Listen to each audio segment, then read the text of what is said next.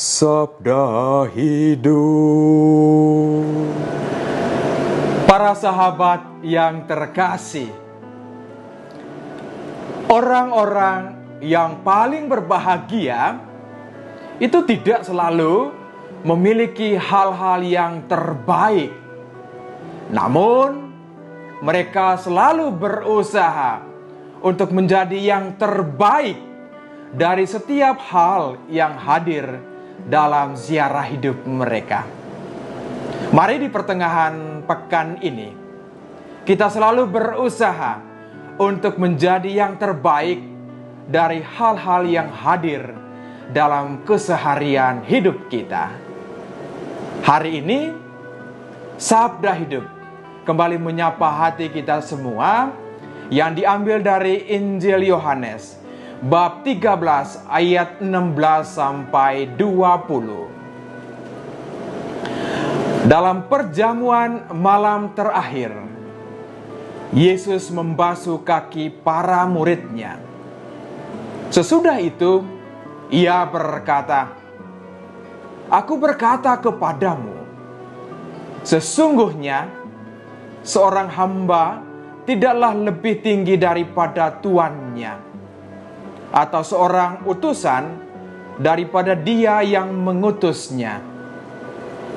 Jikalau kamu tahu semua ini, maka berbahagialah kamu jika kamu melakukannya.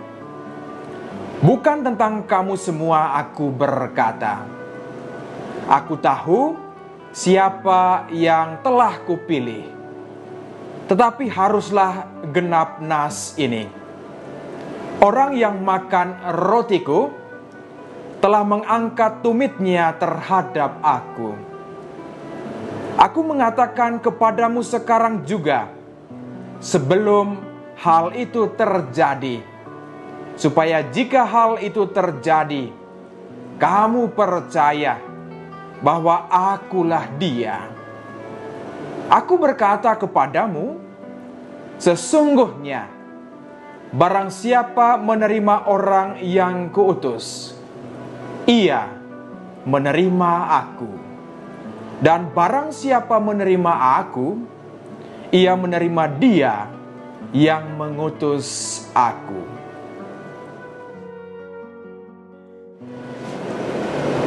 Para sahabat yang terkasih, tadi malam saya posting sesuatu di beranda Facebook saya, dan saya menulis status demikian. Bersyukur kepada Tuhan karena beberapa hari terakhir ini tidak ada kasus baru COVID-19 di Hong Kong. Badai pasti berlalu. Dan kemudian seorang umat di Messenger, dia menulis demikian. Badai corona pasti akan berlalu, tapi badai kehidupan pribadi itu tidak akan berlalu. Lalu saya balas kepada dia, itulah hidup.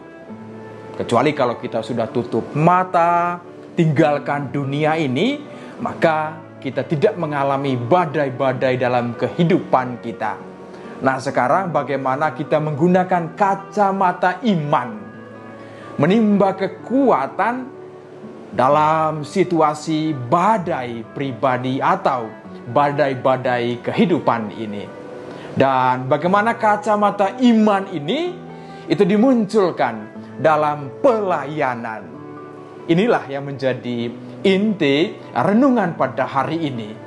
Yesus dengan para murid di perjamuan terakhir itu bukan sekedar makan bersama saja, tetapi bagaimana Tuhan Yesus dengan sosok seorang Tuhan dan Guru itu mengajarkan sesuatu yang punya bobot sangat mendalam, yaitu apa yang disebut dengan diakonia, artinya pelayanan. Para murid diutus untuk melayani, membasuh kaki dunia ini. Dengan demikian, refleksi kita pada pelayanan. Kita diutus oleh Tuhan, tentu melalui sakramen permandian, kita bersatu dalam gereja. merayakan Ekaristi, meja Ekaristi itu menjadi sumber kekuatan bagi kita. Kemudian kita diutus kemana-mana dalam pelayanan yang berbeda-beda. Dengan demikian, kemana saja kita diutus, bagaimana kita kembali lagi menimba kekuatan dari meja yang sama. Tentu meja pelayanan ini bukan meja pribadi saja, tetapi ini adalah meja kebersamaan gereja. Nah, bukan buat yang saya suka, saya buat sendiri-sendiri.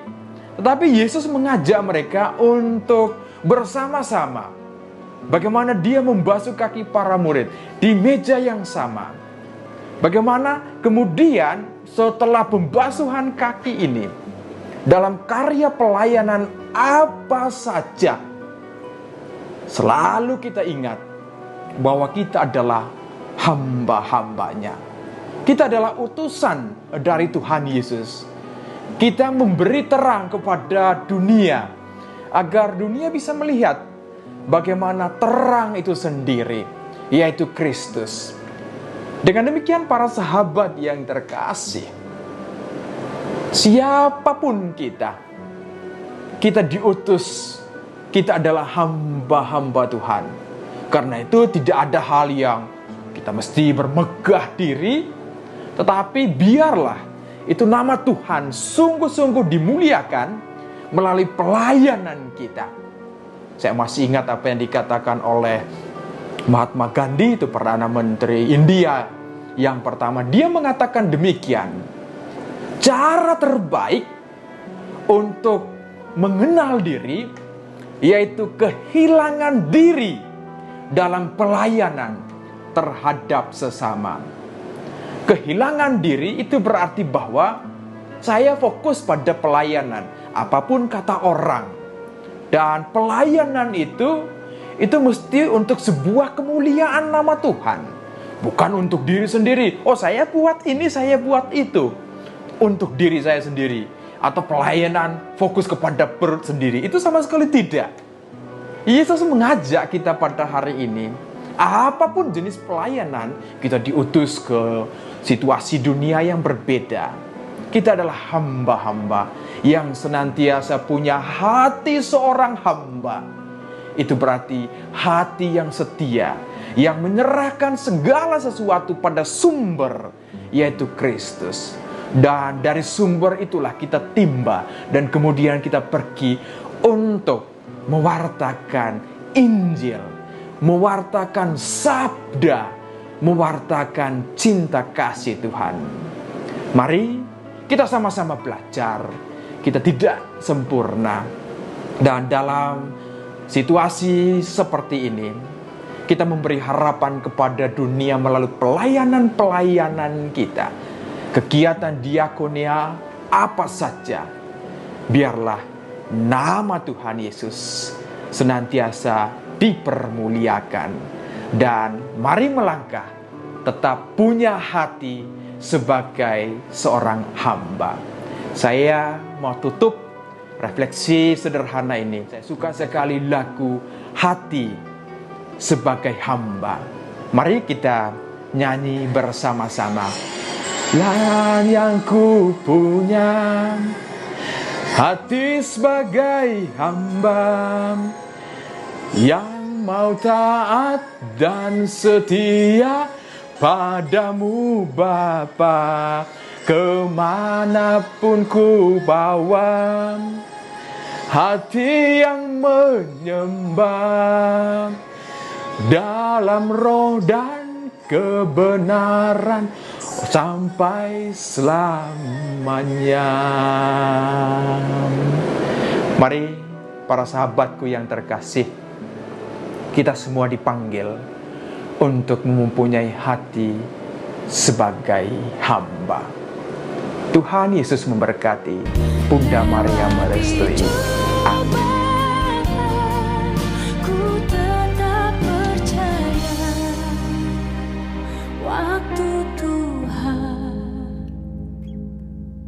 Pasti yang